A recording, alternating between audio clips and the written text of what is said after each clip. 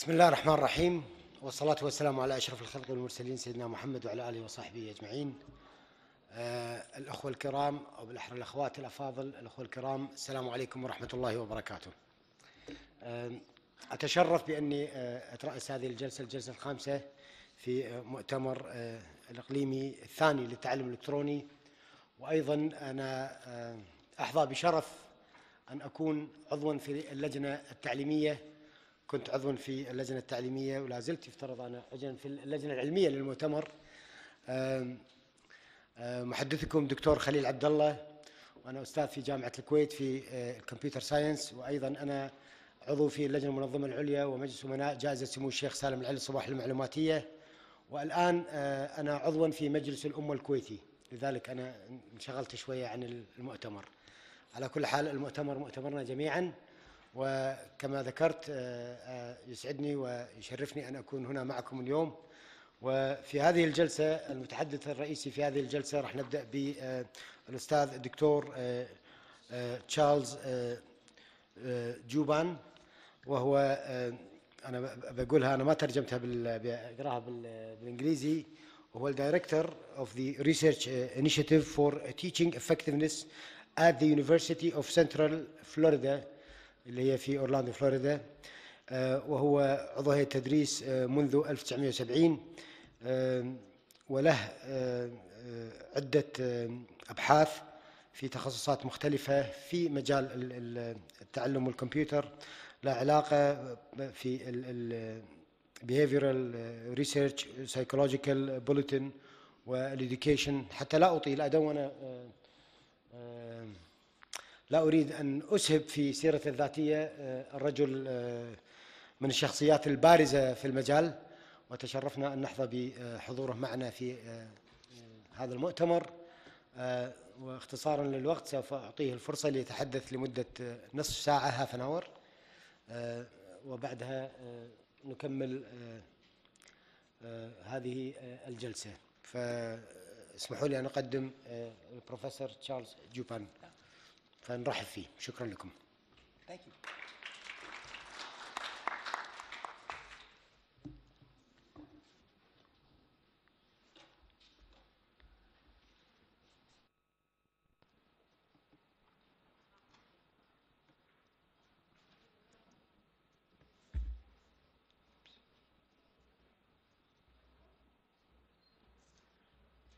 I'm backing it up.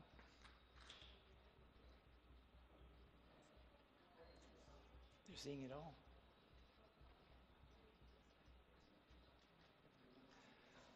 Good afternoon. I'm honored to be here. I'm honored to be here at this conference. I'm honored to be the closing keynote of this conference. I do really appreciate that. It's wonderful. I'll try to do a good job for you.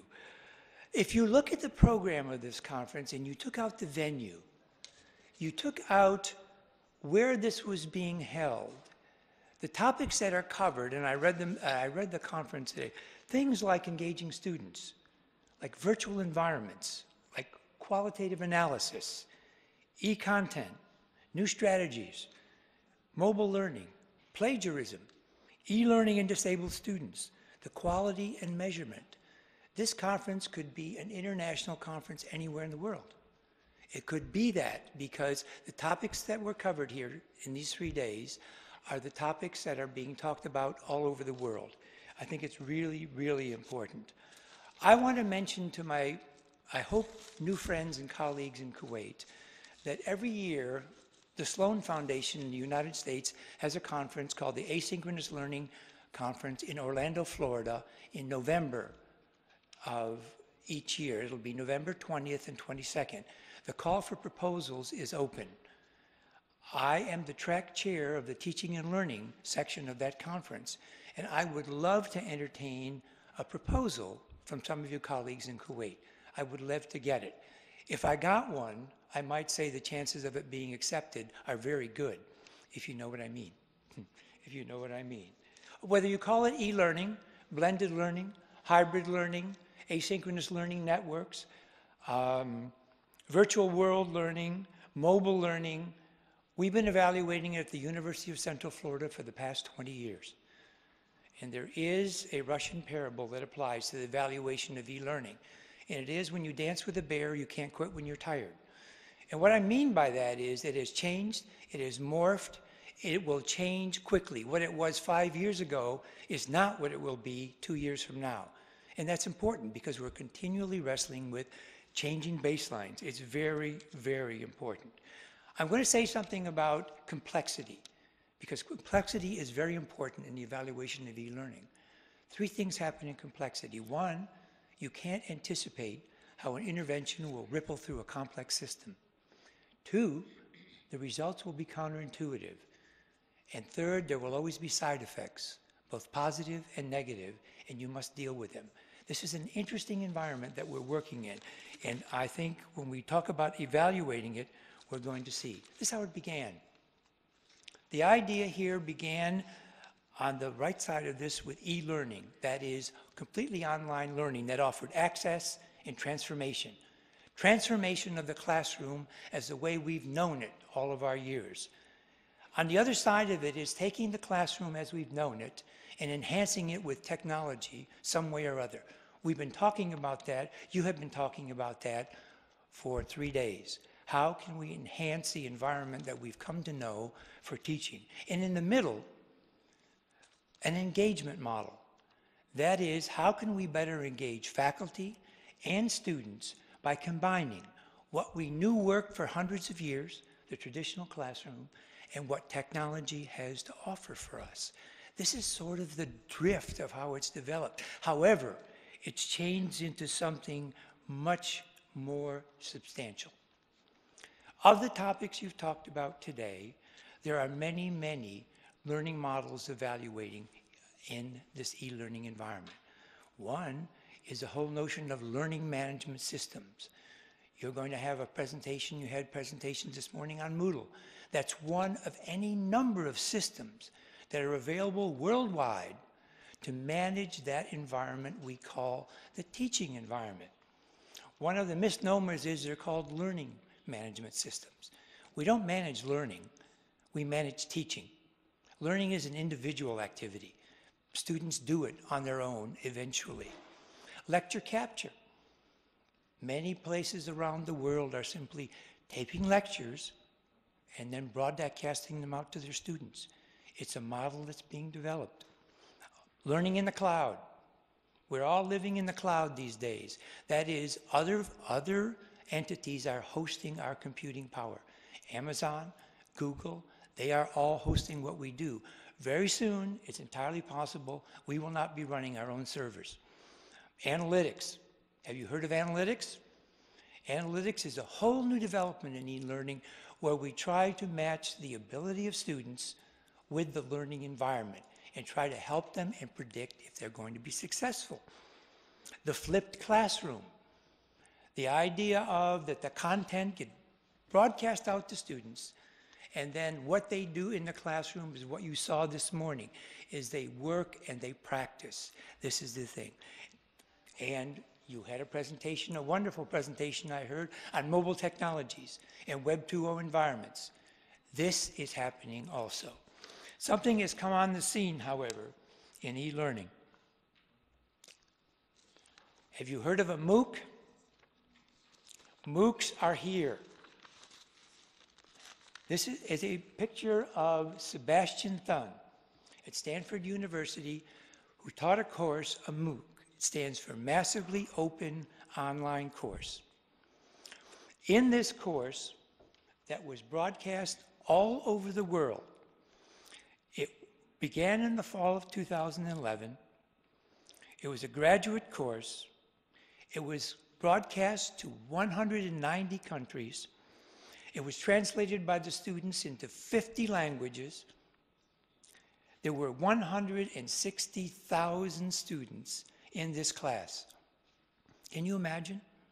160,000 students. And it spawned a company. There are several companies now who are broadcasting MOOCs.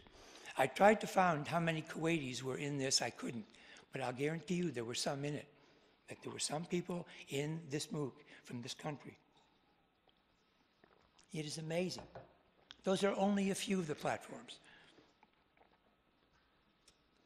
How do we evaluate it? That's what I do. What are the outcomes associated with this e-learning environment? Let me give you some models that you can consider. Here is an iteration of a model at the University of Central Florida. This is an iteration of it. On the student side of this, one of the issues is, do students succeed in the e-learning environment? Or how can we make them succeed? Or how can we help them succeed?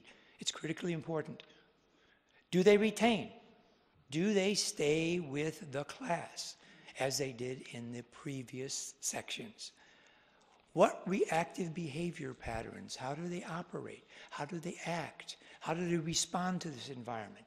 How can we take what we know about how they react and begin to work with them?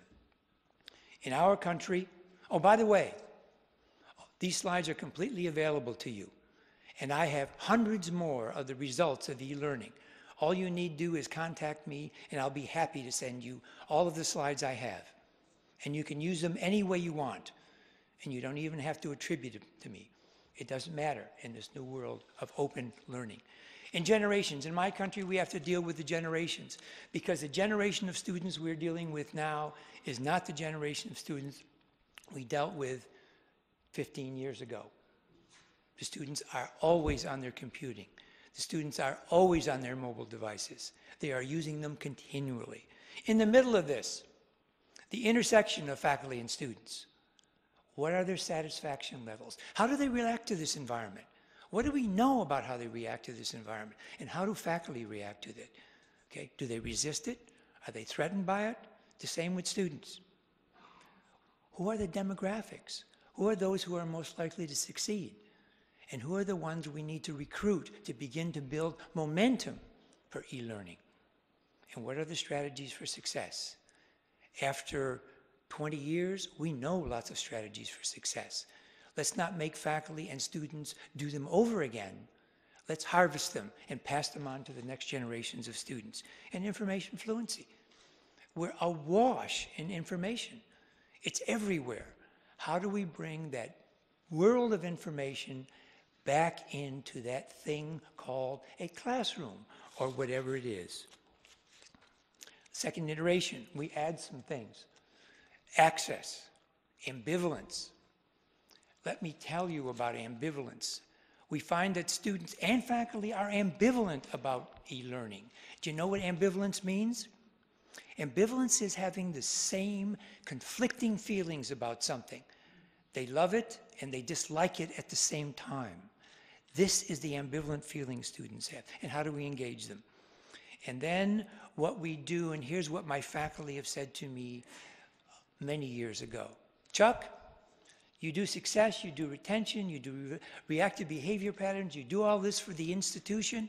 It does not have anything to do with what's going on in my classroom. And you know they were correct. They're absolutely right about it. So what we try to do is embed research in e-learning within the disciplines, within chemistry, within psychology, within education. We want people to be doing research in the discipline having to do with e-learning. Not just e-learning, but e-learning in chemistry, e-learning in communication, e-learning in mathematics, because they are different. They are vastly, vastly different. Okay, the impact of e-learning courses. This is my university, the University of Central Florida. It has 60,000 students. It is the second largest university in the United States. It's one of the largest universities in the world. We have 11 campuses. We have 11 campuses. It is huge. There is no way this culture could survive without e-learning. Let me show you something from an institutional perspective, some data I think that you will find very interesting. At least I hope you will.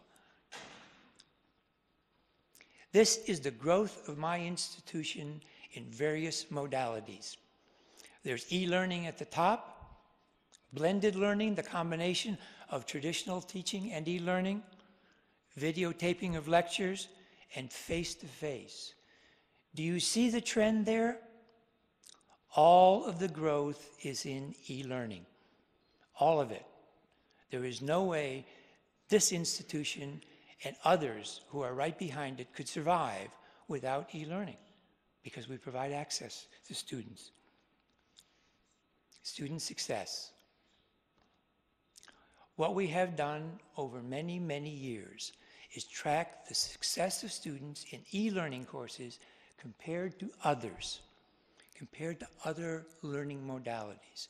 And the way we have done it is we have taken our grading system and we have taken an A, a B, or a C and said, if you are making progress, that is success. Anything else is not success. And I've tracked that. And I'm going to show you some results over any number of semesters. Now, this is based on approximately 1 million students over a relatively small period of time. What does this show you? What we know is that some combination of traditional education combined with e-learning produces a superior result than simply complete e-learning or face-to-face learning by itself. I can take this for any semester for 20 years and the pattern will be the same. What does it take to get success like this? It takes support of both students and faculty and developing platforms that are geared toward pedagogy, not just technology. If you look at the withdrawal rates from classes, you begin to see this, that if you support it and support it well, students will maintain in e-learning courses as well or better than they will in any other courses. The data suggest, as difficult as it is to transition to this new environment, which is here, that it performs as well or better than the environments that we've known in the past. Okay, what do faculty say? Okay, what do faculty say? Here's faculty satisfaction with various environments. We have satisfaction, the graphs above the line indicate satisfaction. The graph below the line indicates lack of satisfaction or neutrality. What it basically says to you is that faculty members who are involved in these modes are as satisfied with their e-learning courses as they are any other. In fact, in some cases more. In some cases more. And strangely enough, what you will find is the longer they're involved with it, the more satisfied they become. The much more satisfied they will become. Here are the positive aspects that we've gathered over the years. Okay, one, faculty like this because students have accessibility to their learning environment. Two, the faculty really do like the flexibility of it.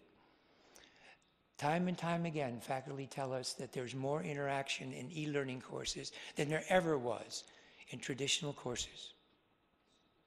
They like the resources that are available in e-learning environment. They like the organization and they like the depth that's be able to cover it. But there are problems. What are the problems? One, they feel somewhat disconnected from their students. Interestingly, it's time consuming. Yes, it is time consuming. It takes a good deal of work. It takes a good deal of work, but in fact, they do this, and once they've done it, it makes their teaching lives interesting. They don't like technology issues. You know, every technology breaks. My university is so large that we have broken every platform we have adopted. We broke the learning management system, we broke Tegrity, you name it, we can break it. That's okay, because we have learned how to fix it. What the students are saying. Okay, what are the students saying about this environment, this e-learning environment?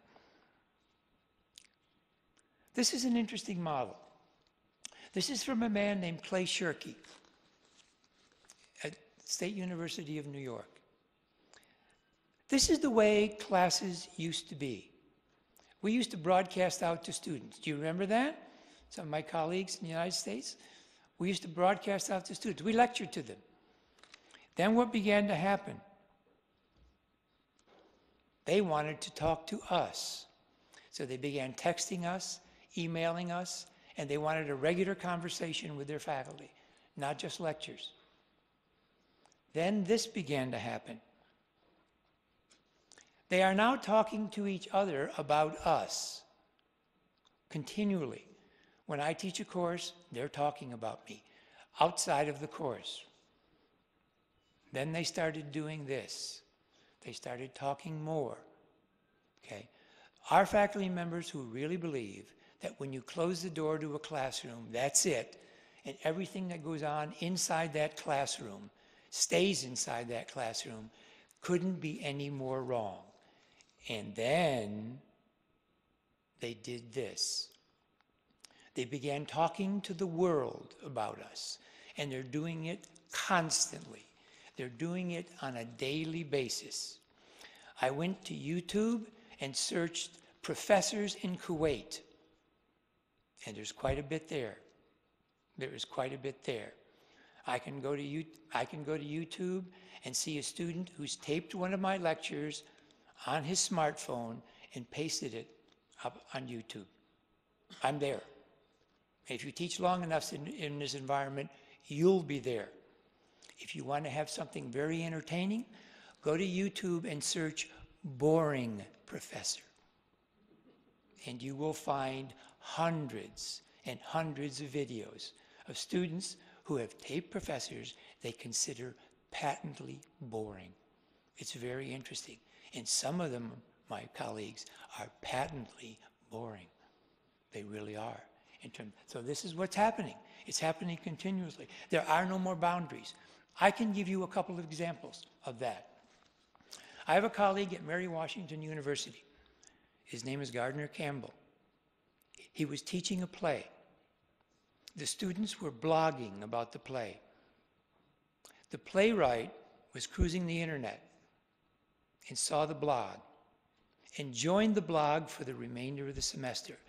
The students were blogging with the actual playwright. The only way that would happen in e-learning. I was teaching a course in applied multivariate statistics, and I have developed a system for determining the number of factors, and I'm pretty proud of it. And I wrote an article about it in the Psych Bulletin, and I was teaching it, and one of the students in my class was cruising the internet and said, "Oh, I found your article. But then I found this other article by a man named Isaac Bejar, who said you dropped a minus sign in one of your formulas." He was right. The kid in my class caught me with a mistake in my formula, real time in class. It happens all the time now. It happens all the time. It is amazing what happens. It is amazing. I have a website for my class, and this is a true story. A student came up to me and said, "You know, there's a professor at the University of Michigan who teaches the same course, and frankly, his website is a lot better than yours. Okay, why don't you go take a look at it? You can learn a lot from it. He's using Flash, he's using QuickTime, he's using all kinds of things. I think you can really improve your course if you go look at the course at Michigan." Do you think that would ever happen in a? No, no, only in an e-learning environment. It's great, it's wonderful. Student satisfaction with these courses. By and large, once they're on board with these courses, they really, really do like them. They really do like them. There's very little dissatisfaction with them once they get over the bumps in the road.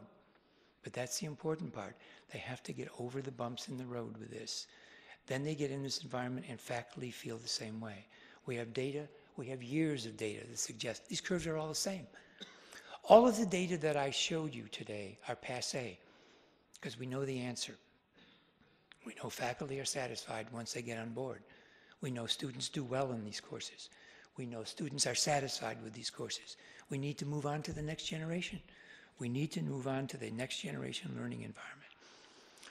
All right. In my country, students rate professors at the end of every course. There is a website in the United States, a site called ratemyprofessors.com. Have you ever heard of that? What students do in the United States is they go to this site and they rate professors that they've had and they post it on the internet. It's up for everybody to see. It is up for everyone to see. My favorite comment on that website is, "This guy is so boring that my pillow needs a pillow." Think about that. Think about that. That's out there for everyone to see. Out there. It is out there. You know what my comment is for my course? It's there on Rate My Professors. Chuck Jubin is a very smart man. He may be even as smart as he thinks he is. The student posted that about me. It tells me something about me and my teaching environment. This is what it is. The question was that we worked on, and look at the sample size, 1,000,002. Can you develop a set of decision rules which will help you predict what a student sees in a professor to view them as an excellent teacher? And we did use the data mining techniques, using the college they were in, the level the course was, lower undergraduate, upper undergraduate, or graduate, and on the form was the overall rating of the instructor, preceded by 15 questions. We used those. Through some heavy-duty data mining, we developed a rule, and this is the rule. If students believe you facilitate their learning, they give you excellent. If they believe you can communicate, which is actually a pretty handy skill for an instructor, okay? Do they show respect and concern for the students? There will be a 100% chance that they will get an overall rating of excellent. Overall rating of excellent. Let me show you how this works. Pardon me? 2 minutes? Really? Okay. I'll talk really fast. 2 minutes. Look at these modalities. Look at these modalities. Blended, e-learning, and face-to-face. What it shows you is they like the blended modality better than any other modality. With 2 minutes, pretend this is a YouTube video going by. It works for colleges, it works for everything else. The rule works. Now, one last thing. Predicting non-success in e-learning courses. Can you predict non-success? The answer is yes, you can, with more data. Let me show you something in a minute and a half. If you use any number of variables to predict whether a student will succeed in an e-learning course, that is the mode of the course level, the size of the class, the gender of the student, the ethnicity of the student, the age of the student, the SAT, that is their ability test score before they enter college, the college they're in, their high school grade point average, and their average when they finally get to college. If you look there, you will see a lot of zeros. Nothing predicts except how they did in the past. If they were good students, they will continue to be good students. If they are not good students, they will not be good students in any modality. Let me show you that one more time, and then I think I'll come in under budget. If you graph that predictive function, it looks like this for all the variables. It looks like this for all the variables. And when you get to those previous performances, it looks like that. It does all the heavy lifting for predicting success. You can develop these models and they will help you improve your e-learning. It has to do with collecting the data. I'll say one thing. Data do not have a voice. We have to give them a voice. And we have a tremendous responsibility to give them a voice that's objective and accurate and informative. Here's our contact information. These slides will be posted. There's a paper available to you based on this. I have hundreds of output variables for you. All you need to do is contact me. I will send you all the slides immediately. Thank you for staying with me, and I'll be here to answer questions. Thank you very much.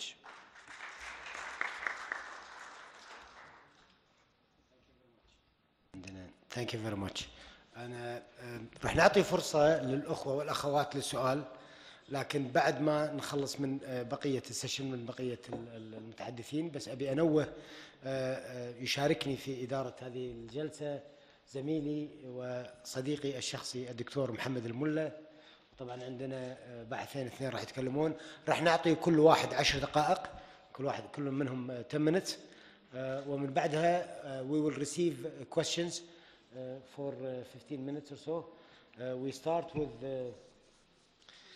دكتورة منال سعدي أحمد مغازي من جمهورية مصر العربية. الدكتورة منال حاليا هي مدرس بكلية رياض الأطفال جامعة الإسكندرية جمهورية مصر العربية. تقدم ورقتها معنا لمدة 10 دقائق، وكما ذكرت سوف نؤجل الأسئلة إلى أن ننتهي من المتحدثين، ثم نأخذ الأسئلة الموجهة للمتحدثين. شكرا لكم. Thank you. We will take the questions. عايز حد presentation تاني.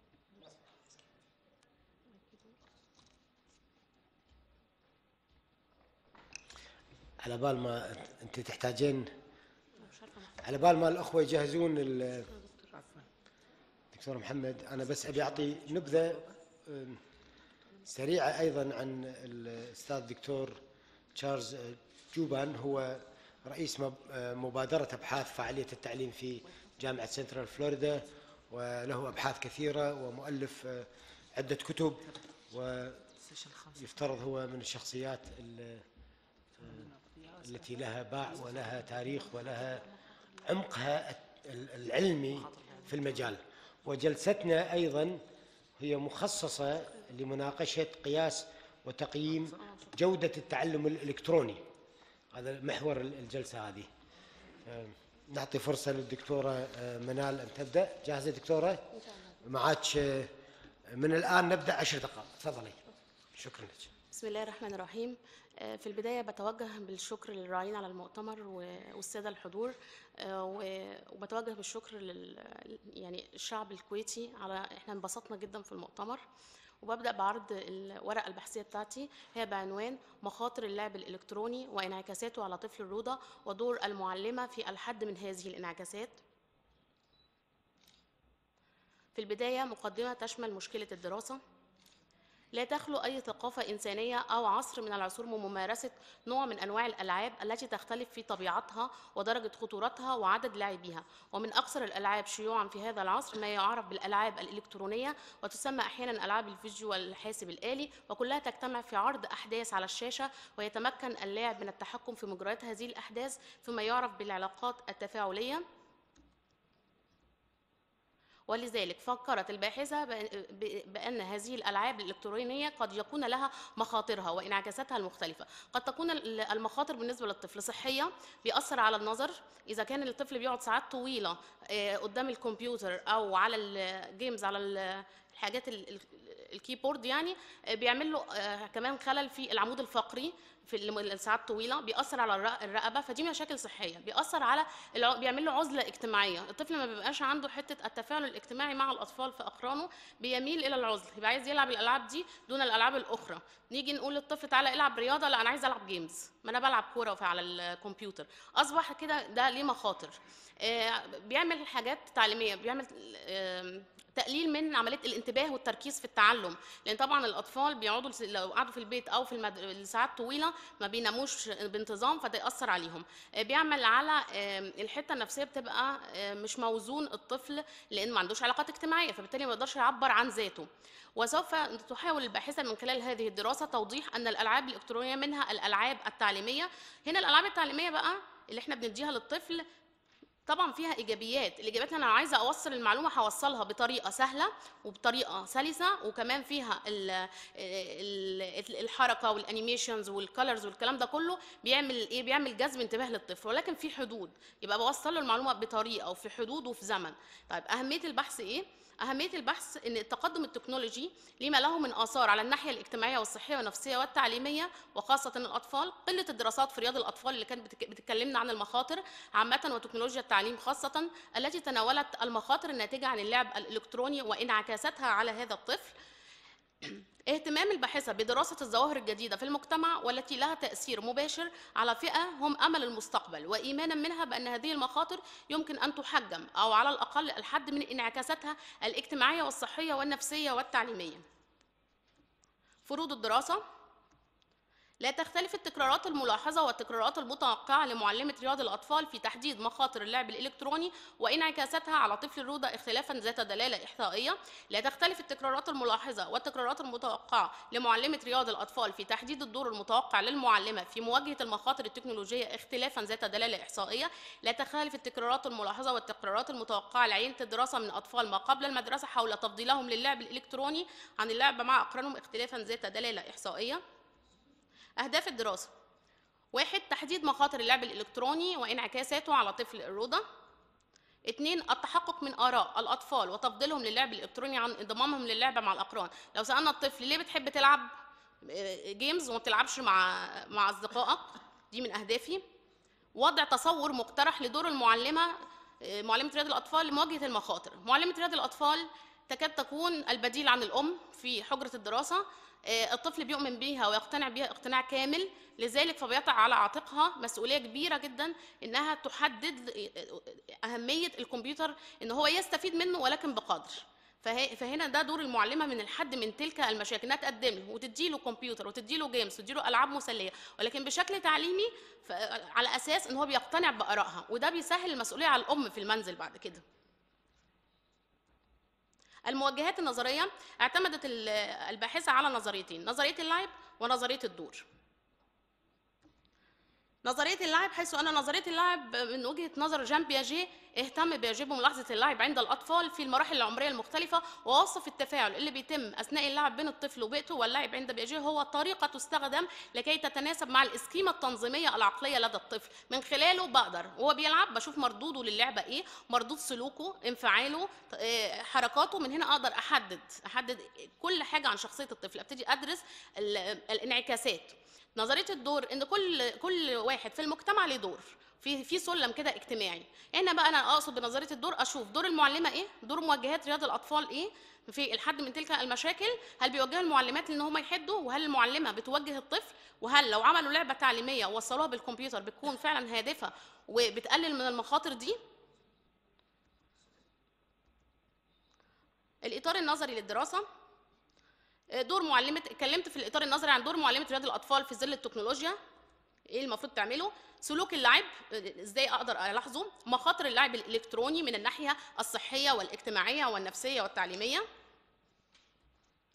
الإجراءات المنهجية. نوع الدراسة: تنتمي هذه الدراسة إلى الدراسة الوصفية، وهي تساعدنا في الحصول على معلومات، تصور الواقع، وتسهم في تحليل الظواهر بالإضافة إلى وضع مجموعة من التوصيات. المنهج المستخدم هو استخدمت المنهج المسح الاجتماعي بنوعيه، العينة والحصر الشامل، لأنه من أنسب المناهج لهذا النوع من أنواع البحوث اللي بترتكز على دراسة الواقع الفعلي لظاهرة الدراسة. أدوات الدراسة: عملت استمارة قياس عن مخاطر اللعب الإلكتروني على ممارسة معلمة رياض الأطفال لدورها مع الأطفال، وهي مطبقة على معلمات رياض الأطفال بالروضة. 2. عملت دليل مقابلة للموجهين والمديرين والخبراء العاملين في رياض الأطفال عن مخاطر اللعب الإلكتروني.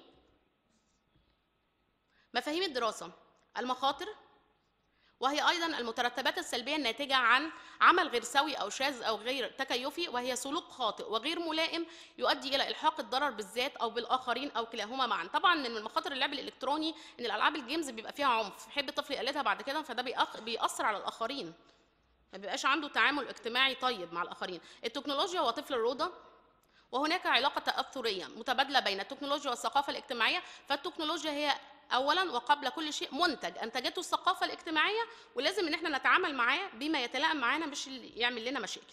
مرحله الطفوله انا بقصد هنا بيها المرحله العمريه بتاعت الروضه اللي هي من 4 إلى 6 سنوات.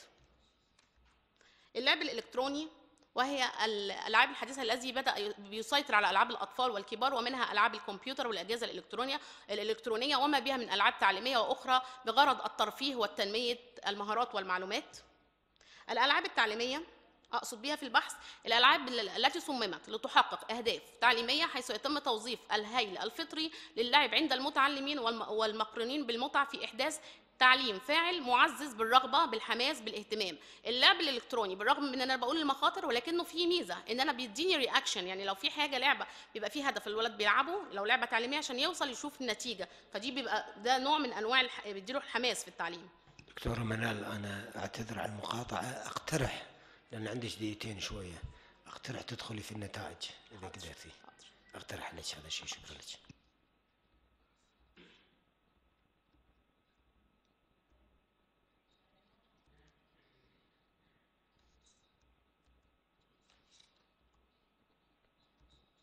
نتائج الدراسة وتفسيرها. بينص الفرد الأول للدراسة على أنه لا تختلف التكرارات الملاحظة والتكرارات المتوقعة لمعلمة رياض الأطفال في تحديد مخاطر اللعب الإلكتروني وانعكاساته على طفل الروضة، اختلافا ذات دلالة إحصائية في تحديد المخاطر وانعكاساتها على طفل عند مستوى 1 من 100. وبنخلط كمان أن الفرد الثاني عندي ثبت عدم صدقه وصحته وقبول الفرد البديل.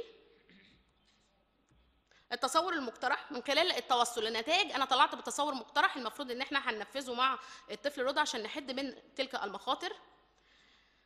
الاسس اللي كان بيقوم عليها التصور المقترح، البحوث والدراسات السابقه، المقابلات مع المعلمات ومع الموجهين، ومن النتائج اللي انا طلعت بيها الهدف من التصور المقترح ان انا اعمل وضع دور لمعلمه رياض الاطفال في انها توصل الجيمز التعليمي ذات هدف تعليمي وتحده من هو يقعد مده وفترات طويله عشان نقلل من المخاطر. الاستراتيجيات والتكنيكات. الاستراتيجيات كانت الاقناع، زي ما انا قلت ان معلمه رياض الاطفال اذا اقتنع بها الطفل فهي بيسمع كلامها في كل حاجه، حيث بتستخدمها المعلمه في اقناع الطفل في توضيح مخاطر اللعب التكنولوجي وان ما يقعدش مده طويله وان هو يلعب بساعات معينه. استراتيجيه كمان بناء الثقه ما بين المعلمه وما بين الطفل. التكنيكات كان تكنيك المناقشه والحوار مع الطفل. الادوار المهنيه لمعلمه رياض الاطفال كانت بتلعب دور مع الطفل، الدور المساعد انها بتساعده على تعديل سلوكه وتنميه قدراته من خلال الانشطه بالروضه، كانت دور الممكن وان اي مساعده الاطفال على ممارسه النشاط اللي يتناسب حسب الرغبه والميول، ما بتجبروش على حاجه. دور الوسيط بين الاطفال واداره الروضه لوجود نوع من التفاعل بينهم للتمكين من توفير امكانيات وتحقيق الرغبات اللي بيطلبها الطفل.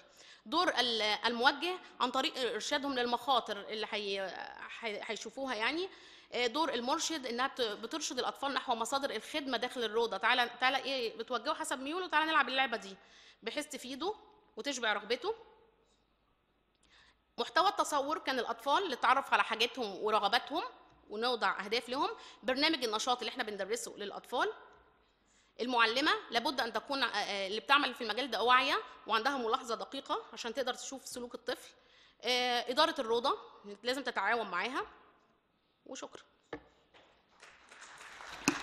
شكرا لك. وكما ذكرت نؤجل الأسئلة إلى بعد البرزنتيشنز. الآن نقدم الأستاذ جمال غريب من جامعة بوليتكنيك السليمانية في جمهورية العراق. يتفضل. راح يقدم ورقة هي قياس أثر تكنولوجيا المعلومات والاتصالات والتعلم الإلكتروني في نظام التعليم العالي مع إعادة تصميم وتكييف نظام مودل في حكومة كردستان العراق. الآن الأستاذ جمال حاصل على الماجستير في تكنولوجيا الاتصالات والمعلومات وهو من جامعة السليمانية بوليتكنيك في جمهورية العراق. تفضل أستاذ جمال. مرة ثانية لك 10 دقائق. You have 10 minutes and I'll try to avoid to interrupt you unless I see you carried away بالtime. I'll try to interrupt. Thank you. Okay, right now. Thank you very much. Ladies and gentlemen, good afternoon to everybody. Before I start with my presentation, I'm very pleased to give a brief introduction about the university I work for, which is Suleimani Polytechnic University. It's for about several months we became a university. We were already a foundation of technical education. Now we became a university, and our university is composed of about 8 institutes and 2 technical colleges. We have about 12,000 students and more than 4,000 academic and teaching staff. So it's obvious that with this huge number of students and teachers, we cannot escape from the emerging of new technology, and in particular the e-learning. Let me start with the presentation, which is measuring the impact of ICT and e-learning on higher education on our region of Kurdistan of Iraq. At the first, I am very happy to start with a little difference between the learning and e-learning. I do not come to the detailed information about what's learning or e-learning. We know it's for hundreds of years learning is continuous, and it will be continue until the end of the world. But since the new e-learning has emerged, so what? What we have to do? Do we throw out the traditional learning? Of course not. The learning process will be continue. But through the aids, through the new technologies of e-learning, we make the learning process more interactive and more effective, more interactions between students and teachers, of course, electronically. If we give a brief history about learning and terms of learning, for the first time in 1960, the e-learning concepts and words have started. Then after 1990s, the learning management system and course management systems, all these words, CMS, learning course management system, have been started. Of course, at the beginning, it was not so effective, but later on, step by step, it became more effective. Of course, when a university or a company or any organization is going to change a transition changement, it's not easy. If the manager of your university or organization is not happy with this transition, so this is not easy. Here, what I want to say, there are many factors that limit success, and in the same time, there are factors that make e-learning success.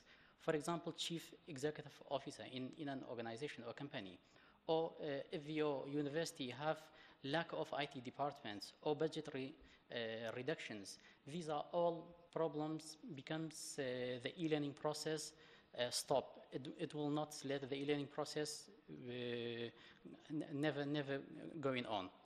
So why I am talking about this, I like to start the characteristics and the real situation of e-learning technologies and ICT in our region, Kurdistan region government. It's obvious that the ICT technologies in our region is it's not, let us say, so powerful. It's not in a healthy situation. As you see in all these pointers, these are all the drawbacks. All the drawbacks from our region. That's right. The use of ICT is still very limited. IT is marketed to computers.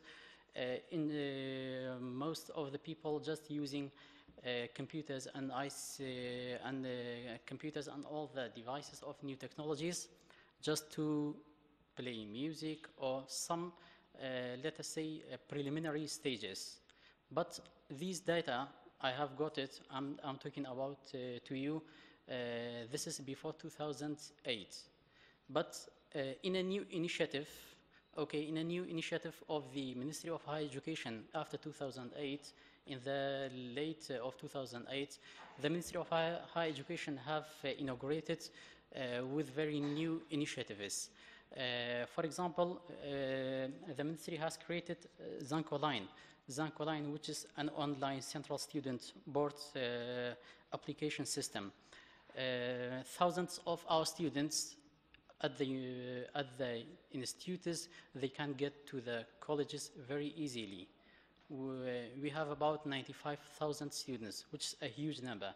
In the same time, in the late 2 years, the Minister of Higher Education has inaugurated a new program, which is called Htdp, Human Capacity Development Program. In this program, within the last 2 years, about 3,000 of students, masters and doctorate have been abroad to the United States, to the UK, and all the European countries. These are very good hopes for our region.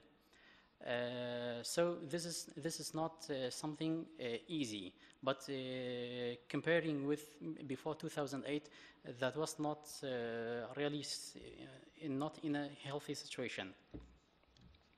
If you come to this chart, this chart shows that the ICT development in our region. We see that Kurdistan region is in the last rank. Before Kurdistan region, it is the country of Estonia.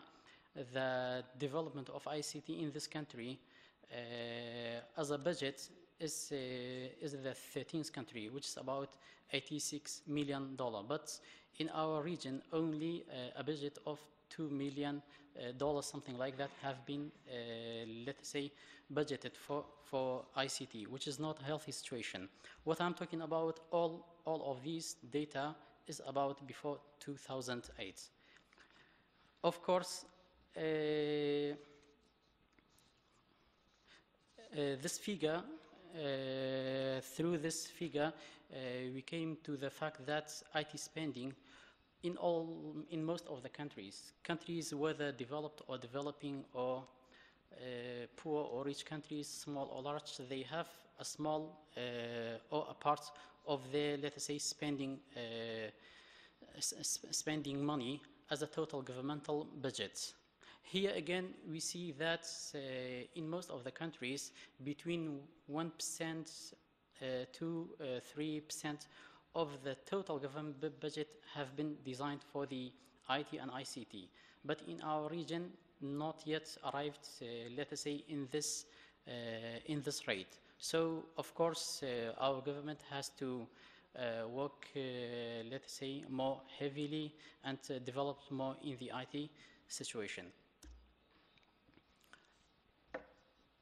What I talked about, all of the real situations of our region, but after 2009, a new inauguration, a new, let us say, events happened to our government.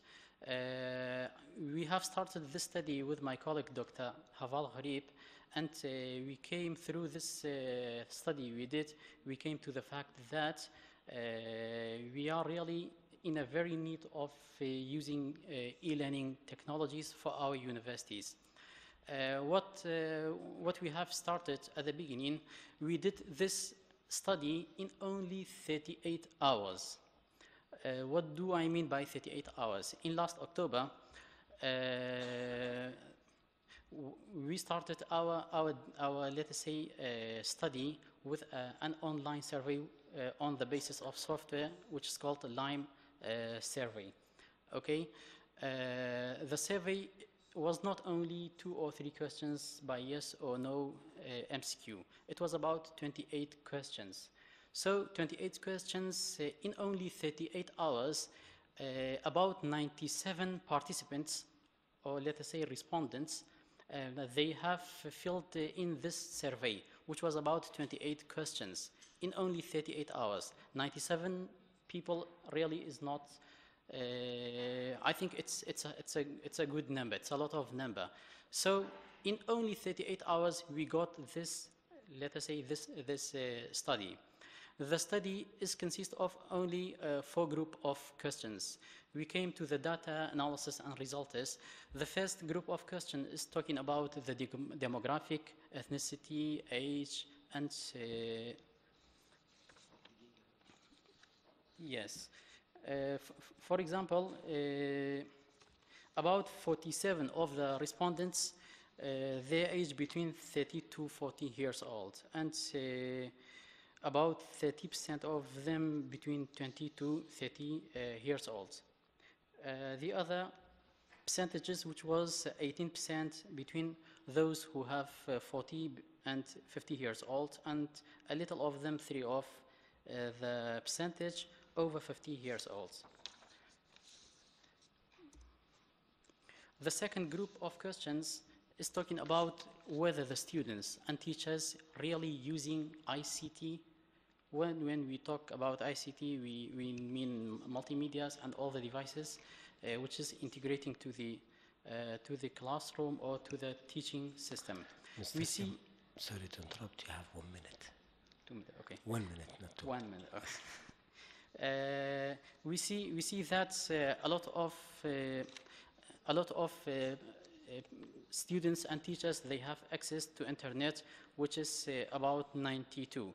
And then this huge number of, let us say, this huge number of participants who are accessing to internet, they are accessing to internet for what purpose? The main purpose is for retrieving information and for their studies.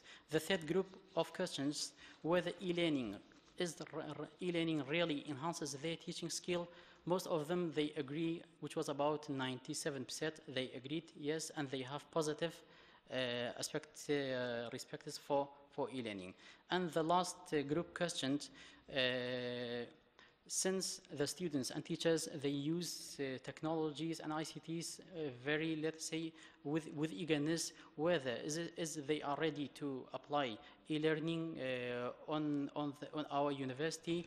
Yes, of course, according to the last questions, what's your best learning style? This is for the learning style. Then whether they think e-learning improves their quality of teaching. All of them, they have a very, very positive respects to the e-learning. Lastly, we came to the fact that we concluded that 97% of the participants agree for the multimedia. Most of the teachers have positive, of course, and rather positive attitude towards e-learning. So for students, e-learning can provide a model on how to become self-directed, independent learners. But after they were agreed to have such a kind of system, of course, they need training in that system. 87% of the students and teachers, they think that they need training in this new technology. So, lastly, the only question which will remain, we can ask: does e-learning technology work for our region, for Kurdistan, or we think will be successful or not? I do say that it will be successful since we have created our portal university based on Moodle, and we hope it will be it will have a good success, especially in the new year of study. شكرا. That's all. Thank you for your attention. Thank you, Mr. Jamal Kakbra from Suleymaniye, Kurdistan, Iraq. Now we should be ready for taking questions if there were any, and we will be limited or we will be up to the time schedule that we have.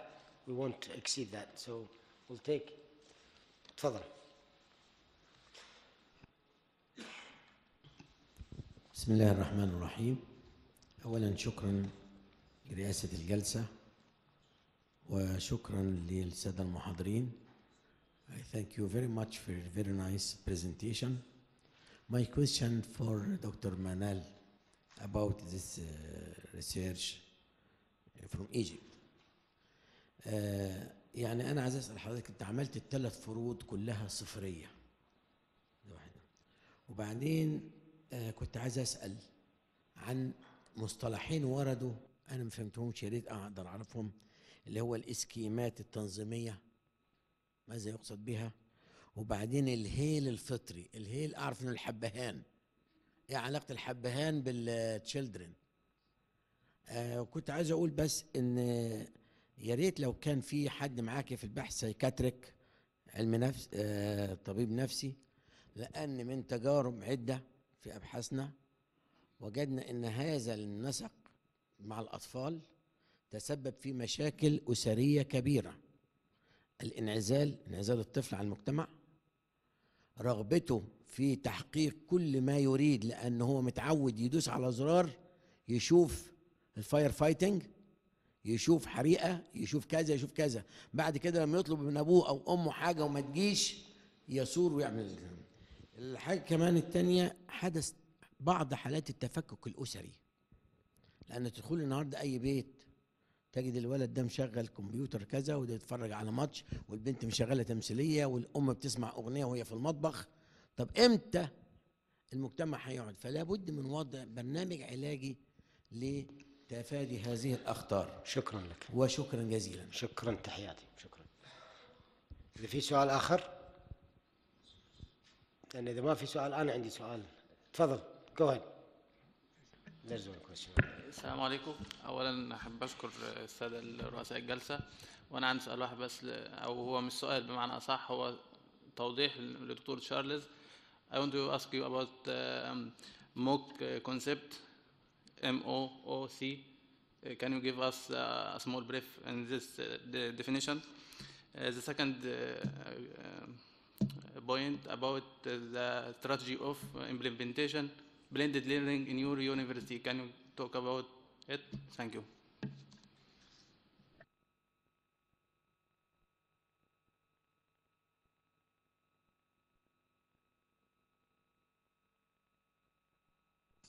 Question about the MOOC. Yes.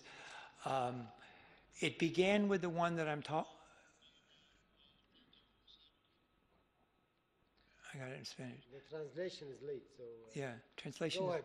Just go ahead and define the MOOC. Okay, MOOC is, the term for MOOC is massively open online course. What does it stand? Its structure at its structure at the moment. The translator is disturbing you. I may suggest that you just ignore the translation. Ignore the translation? Yes, just Okay. go ahead. I'm going to ignore the translation. Take out the All right. so it doesn't disturb. Okay. Go ahead. All right. It began with the one at Stanford. Now, what has happened is it's causing tremendous disruption in the United States and around the world in higher education. Because if you think about it, like one university offering a course for 160,000 students, free, for no credit, you know, and no real assessment other than some sort of robotic assessment. The interesting thing about it is that when they offered it at Stanford, 160,000 people showed up for it. There's one going around right now by George Siemens at Athabasca University in Canada that has 130,000 people in. Universities all over the United States and all over the world are wondering what we're going to do about MOOC, because it has the ability to unhinge universities. Something really dramatic has happened in the state of California in the United States. There is a bill in the legislature forcing the universities of the state of California to accept credit for a MOOC that a student took if they couldn't get into a class in California. So what this is essentially a third-party provider providing courses that is putting tremendous pressure on universities, and sooner or later it'll put pressure on schools. Does that help? أعتقد إيه. أعتقد جاوب على سؤالك الأول. Thank you. The next point about the strategy of blended learning. Yes. In your university. شنو السؤال؟ شنو تبي الاستراتيجية مالتهم؟ No. How can you implement this strategy in your university? Okay, within the university. Well, let me say this.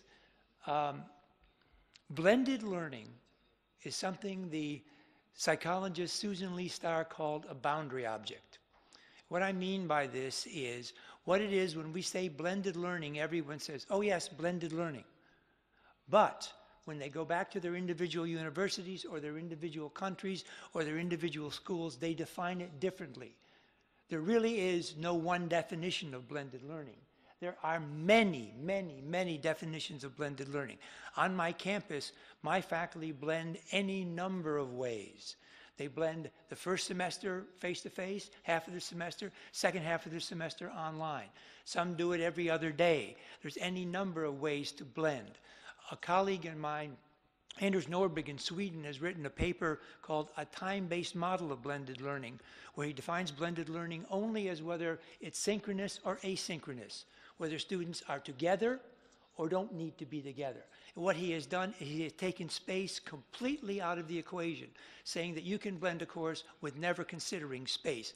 Eventually saying we could run this conference by never coming here. You know, I mean, that's the notion of blended learning is the best of both worlds, the best of the traditional and the best of the e-learning. تفضل يا اختي. الاخت اللي رفعت ايدها ثم ناخذ سؤالك بعد ما تخلص. السلام عليكم. سؤالي أنا الأستاذ جمال بالنسبة للدراسة اللي اطلعنا عليها. أنا سؤالي من فين الإحصائيات كانت نتائجها من فين جابها؟ بالنسبة للسعودية كتعليق طبعا صرفت 3/4 ميزانيتها على التعليم وتحديدا على مشروع الملك عبد الله لتطوير التعليم واللي قائم على دمج التقنية في التعليم. فنحن كسعوديون نتحدث أنه قفز التعليم قفزة حقيقة خصوصا في المجال التقني. فأنا فقط سؤالي الدراسة اللي قام بإجراءها على ماذا استند؟ شكرا. مستر جمال. اوكي.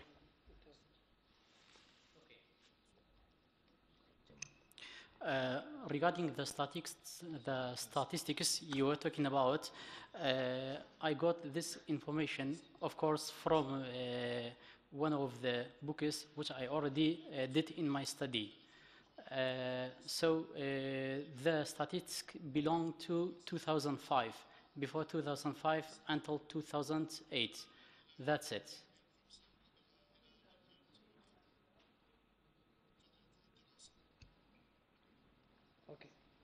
شكرا لك. أنا قبل لا أبدأ اسمح لي للسؤال، اسمحوا لي. الأستاذ سأل وكان يبي جواب والدكتورة عندها جواب حق سؤالك. أنا أعتذر. You answered the question. Yes, I answered. Okay. So إذا تفضلي. أنا بشكر دكتور عادل، شكرا على التوجيهات اللي حضرتك قلتها لي. بالنسبة لحتة الإسكيما التنظيمية هنا، أنا بقصد في جان بياجيه النظرية بتاعته بتتكلم عن الإسكيما التنظيمية اللي هو اللعب التدريبي ثم الرمزي ثم التنظيم. هي حاجة كده في نظرية جان بياجيه بالنسبة لرياض الأطفال، وممكن أربط الحتة دي واضحة قوي في نظرية البرين بيزد ليرنينج، ان المخ متقسم لحجرات، فكل حجره مختصه باسكيما تنظيميه لحاجه معينه للطفل، فانا بلعب على الجزئيه دي اللي هي الاسكيمات التنظيميه. بالنسبه للهيل الفطري، يعني انا اللي اقصده هنا ان الطفل يبقى على طبيعته، وان كنت اخطات التعبير في الكتابه.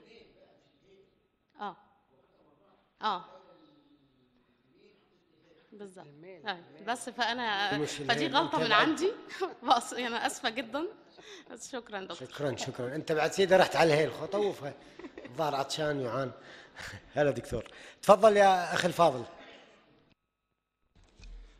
شكرا اخي العزيز. عندي سؤال للدكتور تشارلز.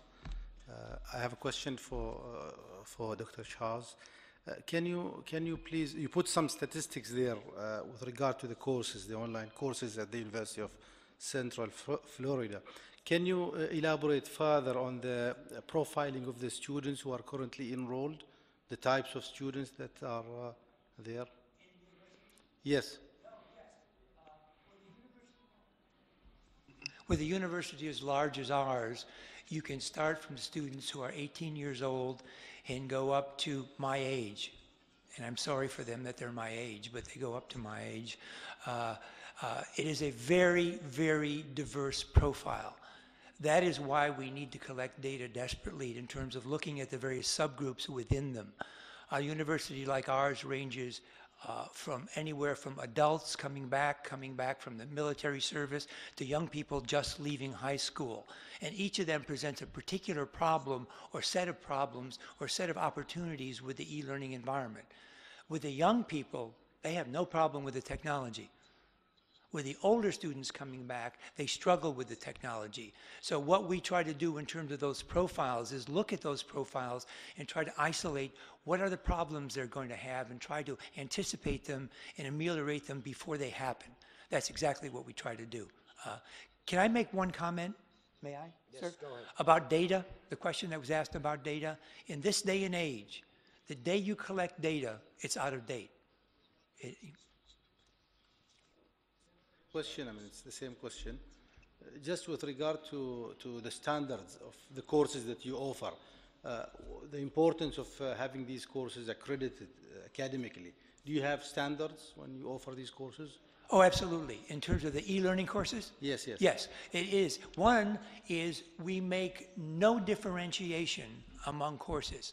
A blended course, a video course, in terms of a course is a course is a course. Now, what we do is we strongly encourage / force our faculty before they teach one of these courses to go through a full semester of training and actually participate in a course so they experience it from the student's perspective. I was telling my colleagues that I have taught a fully online course, I have taught a blended course, I have taught a course with mobile technologies, I have taught a course in Second Life, okay? I have taught a course with Twitter. And the first time I taught the course, each one was a complete disaster. Okay. What it is, it takes some time to build yourself and the idea is it's never about the technology, it's about the pedagogy. How can I become a better teacher? We have an adage. If it's just about the technology, it's expensive, it's bolted on, and it's totally ineffective. Thank you. تفضلي يا اختي، كان اكو سؤال واحدة من الاخوات رفعت ايدها، تفضلي. وانت بعيدة عن الميكروفون. Thank you. I have some questions for Dr. Charles. Oh, First, Mr. Charles.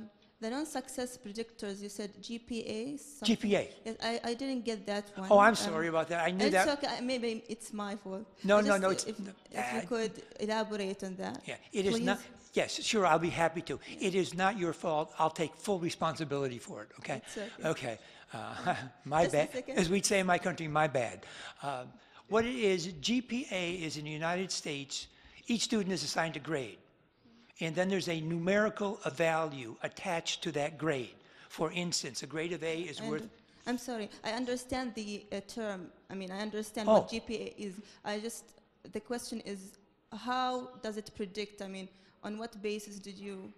I didn't get the relationship between it being a predictor of success. Now, you have to be very Because careful. I don't know. I have this philosophy that GPA does not always... I don't know. It's just me.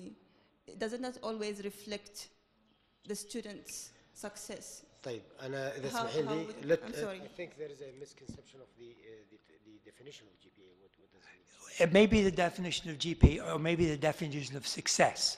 Remember what I said at the beginning of this? Success in a course is not equivalent to learning. Success in a course is simply transgressing the course successfully, that is, passing the course.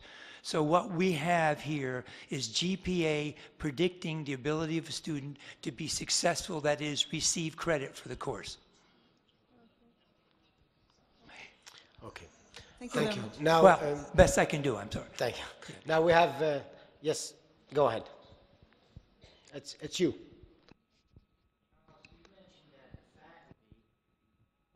If they're on board, so to speak, they would be put into some kind of a course to acquaint them with the modalities and what have you. What's some of the content that you have as an expectation for the teachers in that course? No, I'm not on. The question basically is, if we have a course for faculty members, what is expected of them in this course? One is to experience the course. Two is to discuss effective pedagogy in the learning environment with their colleagues. Three is to be exposed to instructional design principles. Four is to do some hands-on work to develop modules in the course. 5 is to present that module to their colleagues and their administration to get feedback on how they're doing. 4, 6, 7, and 8 is to reflect on how they're doing and continually iterate and improve their courses, because that's the way it progresses. More in that is I go to them and encourage them. 7 or 8 or 9 or 10 is we'd like you to do some research with respect to it. That's generally what's involved in that course. It is highly interactive with people around the campus. It is a total immersion in e-learning. And I'm still trying to figure out the predict GPA question. Anyways, I would like, actually, I wanted to have the privilege of asking a question. We have time. My question is this. The new, this is for you, Professor. The new generation is using a new technology. The way they transceive information, the way they communicate with others, the way they receive the information and send it, is based on a pattern that they have put themselves in, or they were put in, which is small chunks of information and push technology, where they use Twitter, 140 characters, they use WhatsApp, they use SMS and some other applications of communication.